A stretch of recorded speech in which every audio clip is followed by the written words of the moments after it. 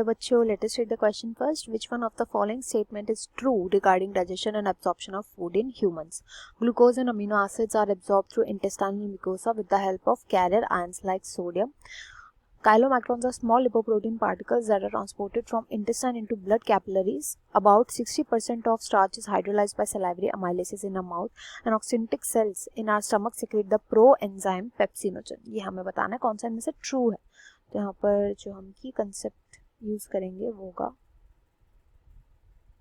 Absorption of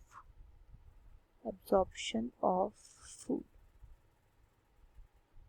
तो सबसे पहला ऑप्शन है कि ग्लूकोज एंड अमीनो एसिड का जो एब्सॉर्प्शन होता है वो इंटेस्टाइनल म्यूकोसा के थ्रू होता है with the help of carrier enzyme sodium, जो कि बिल्कुल करेक्ट स्टेटमेंट है. देखो, हमारी बॉडी के अंदर इंपॉर्टेंट होता है बहुत ज़्यादा ग्लूकोज एंड अमीनो एसिड्स.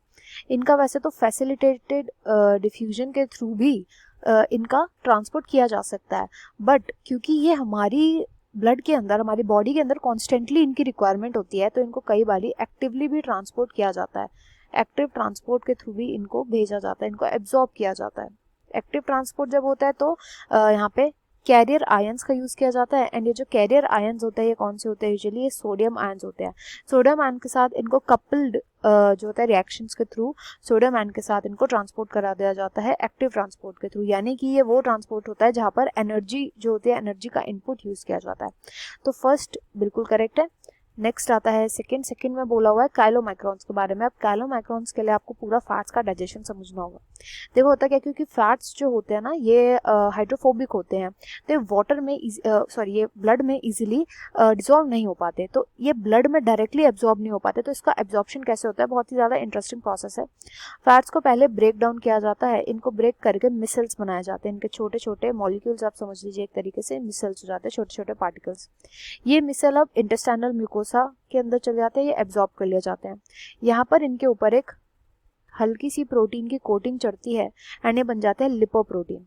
अब ये प्रोटीन कोटेड जो फैट्स के पार्टिकल्स होते हैं इन्हीं को हम बोलते हैं काइलोमाइक्रॉन्स. ये काइलोमाइक्रॉन्स को कभी भी डायरेक्टली ब्लड में नहीं डाला जाता. इन काइलोमाइक्रॉन्स को जो विलाय के अंदर लैक्टियल्स प्रेजेंट होते हैं, लैक्टियल्स ये एब्जॉर्ब करते हैं. लैक्टियल से ट्रैवल करते हैं लिम्फ वेसल्स में एंड देन तब इनको डंप किया जाता है ब्लड के अंदर, तब ये डाले जाते हैं ब्लड में. तो इसलिए इस पर लिखा है इंटेस्टाइन से डायरेक्टली ब्लड कैपिलरीज में डाल दिया जाता है. ऐसा नहीं होता, तो ये इनकरेक्ट हो जाएगा. इसके बाद आता है नेक्स्ट थर्ड, 60% स्टार्च जो होता है वो हाइड्रोलाइज हो जाता है सलाइवरी अमाइलेज को in our mouth, which is again incorrect. ऐसा नहीं होता. अराउंड 30% जो होता है वही सलाइवरी अमाइलेज जो होता है स्टार्च को हाइड्रोलाइज कर देता है. ये स्टार्च को कन्वर्ट कर देता है इनटू माल्टोस में से कन्वर्ट करता है, जो कि एक डाइसैकेराइड है.